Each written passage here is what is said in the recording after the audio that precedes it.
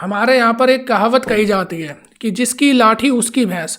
कहावत एक और कही जाती है कि दिया बुझने से पहले फड़फड़ाता बहुत है। मागा, मेक अमेरिका ग्रेट अगेन, जो कि डोनाल्ड ट्रंप का सपना है, जिसकी वजह से अब वो दोबारा अमेरिका के प्रेसिडेंट बनने जा रहे हैं। लेकिन क्या मागा की वजह से अमेरिका दोबारा से वर्ल्ड के ऊपर डोमिनेंस कर पाएगा, या फिर ये अमेरिका की डोमिनेंस की ताबूत में आखिरी कील की तरह साबित होगा? अब इसे समझने के लिए थोड़ी बहुत जियोपॉलिटिक्स की समझ होना जरूरी है। तो अभी जितने भी मुद्दे दुनिया में चल रहे हैं उन्हें लेकर ट्रंप के क्या विचार हैं, हम उनके ऊपर बात करेंगे, जिससे कि हमें ट्रंप की पॉलिसी समझने में आसानी हो जाएगी। सबसे पहले बात करते हैं यूक्रेन और रसिया वॉर की। दरअसल ये वॉर यूक्रेन और रसिया के बीच में नहीं, बल्कि रसिया और अमेरिका के बीच में है। अगर जब आप इस वॉर को थोड़ा अच्छे से एनालाइज करोगे, जियोपॉलिटिक्स के परिप्रेक्ष्य से अगर इसे देखोगे, तो समझ में आएगा कि रसिया ने $200 बिलियन का अभी तक वॉर के ऊपर इन्वेस्टमेंट करा, और वहीं नाटो के जरिए $180 बिलियन का इन्वेस्टमेंट अकेले यूएस इस वॉर में कर चुका है। और बाकी की जो यूरोपियन कंट्रीज हैं, जो कि नाटो मेंबर कंट्रीज हैं, वो अलग इन्वेस्टमेंट कर चुकी हैं। जब आप इस वॉर का सिनेरियो समझोगे कि ये वॉर स्टार्ट होने के पीछे की क्या वजह थी। यूक्रेन नाटो को ज्वाइन करना चाहता था, नॉर्थ अटलांटिक ट्रीटी ऑर्गेनाइजेशन, जिसमें कि मेनली यूरोपियन कंट्रीज और यूएस है। इसी को यूक्रेन भी ज्वाइन करना चाहता था। लेकिन रसिया ये नहीं चाहता था कि कोई भी दुश्मन कंट्रीज उनके बॉर्डर के इतने ज़्यादा पास आ जाए। इस वजह से रसिया ने यह फैसला करा कि अब हम यूक्रेन को इन्वेड करेंगे। लेकिन लगभग 3 साल होने के भी बावजूद रसिया जैसी सुपर पावर एक छोटे से देश यूक्रेन को नहीं हरा पाया। उसके पीछे जिम्मेदार है यूएस और यूरोपियन कंट्रीज। लेकिन डोनाल्ड ट्रंप के यहाँ पर व्यू हमें अलग दिखाई देते हैं। अभी तक इस वॉर में सबसे ज़्यादा इन्वेस्टमेंट यूएस ने करी, लेकिन डोनाल्ड ट्रंप का कहना है कि इससे हमें कुछ नहीं मिलने वाला, जिसकी वजह से जब वो प्रेसिडेंट बन जाएंगे, जितनी भी फाइनेंशियल एड यूएन और नाटो के जरिए दी जा रही है यूक्रेन को, वो सारी वो रोक देंगे। डोनाल्ड ट्रंप बार बार इसे कह चुके हैं कि वो जल्दी से जल्दी इस वॉर को एंड करने की कोशिश करेंगे। वो रसिया से बात करेंगे कि यूक्रेन अब हमारे नाटो के साथ ज्वाइन नहीं होगा, और जितना भी यूक्रेन का पार्ट रसिया ने कवर करा है उसे रसिया छोड़ दे। और ट्रंप ने नाटो छोड़ने की भी बात की। ट्रंप का मानना है कि पूरा ये जो यूरोपियन यूनियन है, इसका जो सिक्योरिटी का खर्चा है वो अमेरिका के ऊपर आता है, जबकि जो यूरोपियन कंट्रीज हैं ये अपनी जीडीपी का 2% से भी कम अपने डिफेंस के ऊपर खर्च करते हैं। ट्रंप का ये मानना है कि जब हमें इनसे कोई फ़ायदा नहीं होता तो हम इनकी डिफेंस के ऊपर अपना इतना ज़्यादा रुपए क्यों खर्च करें। तो ट्रंप का ये कहना है कि या तो ये अपना बजट इंक्रीज करे डिफेंस के लिए, नहीं तो अमेरिका नाटो से बाहर हो जाएगा। और ऐसे ही जो रेगुलर बजट होता है यूएन का, उसमें भी यूएस 22% कंट्रीब्यूट करता है। यूएस जो यूएन की पीस कीपिंग फोर्स है उसमें 25% कंट्रीब्यूट करता है। तो जितने भी जो ग्लोबल प्लेटफॉर्म हैं उनसे डोनाल्ड ट्रंप दरकिनार होते जा रहे हैं, अपने आप को वो अमेरिका को अलग करते जा रहे हैं, क्योंकि उनका मानना है कि दुनिया में हम शांति स्थापित करते हैं, उसके बदले में हमें कुछ नहीं मिलता है। लेकिन अगर असलियत में दूसरी तरफ भी आप देखोगे तो समझ में आएगा कि जो भी अमेरिका की हेजेमनी है वो इसी वजह से है क्योंकि ये सिक्योरिटी प्रोवाइड करा रहे हैं। यूरोपियन कंट्रीज़ को अमेरिका की सिक्योरिटी की ज़रूरत पड़ती है अपने आप को रसिया से बचाने के लिए, और अगर ये सिक्योरिटी प्रोवाइड नहीं कराएंगे तो यूरोपियन कंट्रीज़ के ऊपर कोई भी दबाव नहीं रहेगा कि वो अमेरिका से बायलैटरल ट्रेड करके चलें या अमेरिका से अपने रिश्ते मजबूत करके चलें।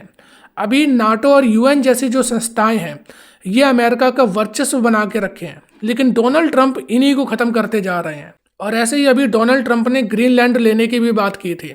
ग्रीनलैंड ऑफिशियली डेनमार्क का पार्ट है, हालांकि ये स्ट्रेटेजिकली अमेरिका के लिए बहुत इंपॉर्टेंट है, लेकिन एक कंट्री की सोवरनिटी भी होती है।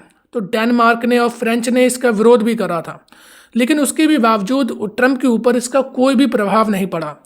जिस तरीके से एक समय में ब्रिटिशर्स हमारे देश में आए थे, हमारे राजाओं से उन्होंने पहले ट्रेड करा था, फिर उन्हें धीरे धीरे सिक्योरिटी प्रोवाइड कराई थी, और हमारे देश में ऐसे करते करते उन्होंने राज्य किया था, वैसा ही अमेरिका भी करने जा रहा है कि पहले उन्होंने यूरोपियन कंट्रीज़ को सिक्योरिटी प्रोवाइड कराई, उनके साथ में ट्रेड करा, और अब धीरे धीरे यूरोप के ऊपर और यूएस के आसपास की जो कंट्रीज़ हैं उन पे वो कब्जा करना चाहता है।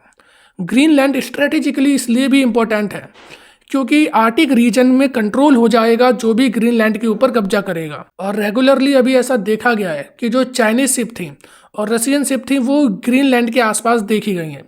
हालांकि इनका मिलिट्री बेस भी है ग्रीनलैंड में, लेकिन ये इसलिए भी लेना चाहते हैं क्योंकि ग्रीनलैंड में रेयर अर्थ एलिमेंट बहुत ज़्यादा है। जिस तरीके से अभी पेट्रोल डीजल फ्यूल की तरह यूज़ होते हैं, ऐसे ही फ्यूचर की टेक्नोलॉजी ज़्यादातर इलेक्ट्रिसिटी पर शिफ्ट हो जाएगी, जिसके लिए ज़रूरत पड़ेगी रेयर अर्थ एलिमेंट की, और अमेरिका उसी को चाहता है, जिसकी वजह से वो ग्रीनलैंड को अमेरिका का पार्ट बनाना चाहते हैं। और चुनाव जीतने के बाद ट्रंप कनाडा को अमेरिका का 51st स्टेट कहने लगते हैं। ट्रूडो को कनाडा का गवर्नर कह के संबोधित करते हैं।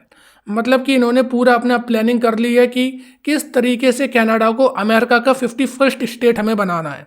यहाँ पर मैप में देख सकते हो कि यूएस के साथ में जो सबसे बड़ी बाउंड्री कोई भी शेयर करता है, बॉर्डर शेयर करता है, तो वो कनाडा है। और ये बॉर्डर अनप्रोटेक्टेड है।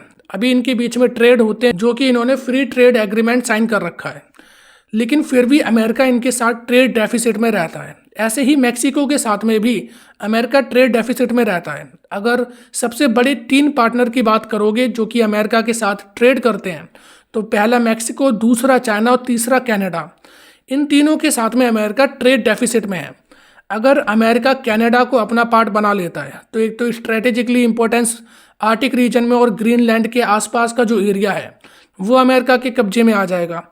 प्लस जो भी बॉर्डर इशू होंगे वो कुछ भी देखने को इन्हें नहीं मिलेंगे। और कनाडा एक डेवलप्ड कंट्री है और जिसकी पॉपुलेशन भी बहुत कम है, और वहाँ पर कई नेचुरल रिसोर्स मिल जाते हैं, जो कि अमेरिका के लिए बहुत फ़ायदे की बात होगी और इनकी इकोनॉमी भी ग्रो करेगी। ट्रंप मैक्सिको और कनाडा को धमकी भी देते हैं कि हम तुम्हारे ऊपर 25% टैरिफ लगा देंगे। टैरिफ होता है कि आप किसी भी जो बाहर से सामान आ रहा है उसके ऊपर आप टैक्स बढ़ा देते हो। तो ट्रंप का कहना है कि 25% टैरिफ इन दोनों कंट्रीज़ के ऊपर लगा दिए जाएंगे। नुकसान होता है कि जब हमारी क्वालिटी वही रहेगी और उसके प्राइस बढ़ने लगेंगे तो जनता क्यों खरीदेगी। धीरे धीरे करके जो भी हमारे गुड्स और सर्विस हैं वो वहाँ पर अवेल होना कम हो जाएंगे। और यही सेम चीज़ ट्रंप ने ब्रिक्स कंट्रीज़ के साथ में करने की कोशिश की। ट्रंप ने कहा कि अगर आप डी-डॉलराइजेशन करोगे, डॉलर के खिलाफ जाते हो, तो आपके ऊपर हम 100% टैरिफ लगा देंगे। 100% टैरिफ का मतलब ये हुआ कि वो चीज़ दुगनी हो जाएगी, जो भी रेट होगा वो दुगना हो जाएगा। जैसे कि मानो अभी इंडिया का कोई सामान वहाँ पर 100 रुपये का मिलता है, और अगर ये 100% टैरिफ लगा देते हैं तो वो 100 रुपये का सामान 200 रुपये का मिलने लगेगा। जब चीज़ महंगी मिलेगी तो कोई अमेरिका में हमारा सामान क्यों खरीदेगा, और धीरे धीरे करके हमारा ट्रेड बैलेंस जो कि अमेरिका के साथ हम पॉजिटिव रहते हैं वो बिगड़ने लगेगा। तो ये पॉलिसीज़ बहुत ज़्यादा हार्श हो सकती हैं। मतलब कि जब इंसान को डर होता है कि अब दुनिया हमारे खिलाफ हो रही है, अब लोग हमारे खिलाफ हो रहे हैं, तो वो अपनी फोर्स यूज़ करने की कोशिश करता है। वही ट्रंप कर रहे हैं कि अगर तुम हमारा डॉलर सही तरीके से यूज़ नहीं करोगे तो हम ज़बरदस्ती तुमसे अपना डॉलर यूज़ करवाएंगे। जब कोई डिक्टेटर डरा हुआ होता है तो वो अपनी शक्ति और ज़्यादा बढ़ाकर दिखाता है कि शायद ये लोग हमारे डर की वजह से ऐसा करना शुरू कर दें। लेकिन ये अमेरिका की बौखलाहट को दिखाता है, उनकी कमजोरी को दर्शाता है। ऐसे इन्होंने H1B वीज़ा के ऊपर कहा था। H1B वीज़ा अगर 10 दिए जाते हैं तो उनमें से 7 भारतीयों को मिलते हैं, कि यहाँ से कोई भी स्किल्ड लेबर जाती है और वहाँ पे जाके काम करती है। ट्रंप ने कहा कि ये बहुत ज़्यादा बाहर से लोग आते हैं, जिसकी वजह से जो अमेरिका के लोग हैं उन्हें जॉब नहीं मिल पाती है, तो हम इसे कम करने की कोशिश करेंगे। लेकिन इन्हें दूसरी तरफ ये भी देखना चाहिए कि इंडिया से जो स्किल्ड लेबर जाती है वो उनके मुकाबले 50% कम सैलरी में काम करने को तैयार होते हैं। अगर वहाँ पर कोई $100 किसी काम के ले रहा है तो इंडिया से जो स्किल्ड लेबर जाती है वो केवल $50 में उसी काम को करती है, और ज़्यादा स्किल्ड लेबर होती है।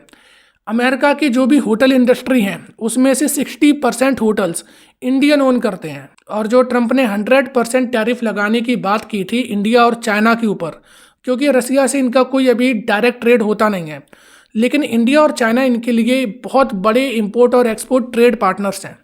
अगर आप लगाते हो हमारे ऊपर टैरिफ तो हम तो कहीं और से भी सर्वाइव कर लेंगे, जैसा कि अमेरिका कहता है, तो हम तो कहीं और से भी सर्वाइव कर लेंगे, लेकिन आपके यहाँ पर महंगाई इतनी बढ़ जाएगी कि आप उसे कंट्रोल नहीं कर पाओगे। और एक मिलिट्री का बेस यूएस का सीरिया में भी है। सीरिया में ISIS ने जिस तरीके से ओवरथ्रू करा, वहाँ की गवर्नमेंट को हटा दिया, लेकिन फिर भी अमेरिका ने कुछ नहीं कहा। उल्टा डोनाल्ड ट्रंप ये कह रहे हैं कि हमारे जितने भी सोल्जर हैं हम उन्हें सीरिया से वापस बुला लेंगे। कि इनसे पहले जो अभी सीरिया की सरकार थी वो प्रो रसिया थी, रसिया के वो पपेट की तरह थे। इसलिए अमेरिका भी चाहता था कि इनकी सरकार पलट जाए और ISIS ने वो करके दिखाया। इसी वजह से ये शांत बैठे हैं। आज तक दुनिया में जितनी भी टेररिस्ट एक्टिविटीज़ हुई वो कोई मजहब के नाम पर नहीं होती हैं, वो केवल जियोपॉलिटिकल टेंशन का एक नतीजा है। उसके पीछे केवल दो वजहें, एक US और एक रसिया। तो जिस तरीके से ट्रंप बात कर रहे हैं कि पूरे वर्ल्ड की जितनी भी कंट्री जो भी अमेरिका के खिलाफ जाएगा उसके ऊपर हम 100% टैरिफ लगा देंगे, या फिर H1B वीज़ा कि बाहर से हम लोग नहीं आने देंगे अपने यहाँ पे काम करने के लिए।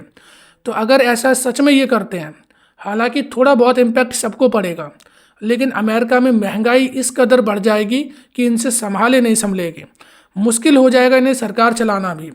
आज हम भी चाइना से बहुत ज़्यादा एक्सपोर्ट करते हैं, जानते हैं कि चाइना हमारा दुश्मन है, लेकिन ये हमारी मजबूरी है क्योंकि चाइना से सामान सस्ता मिलता है।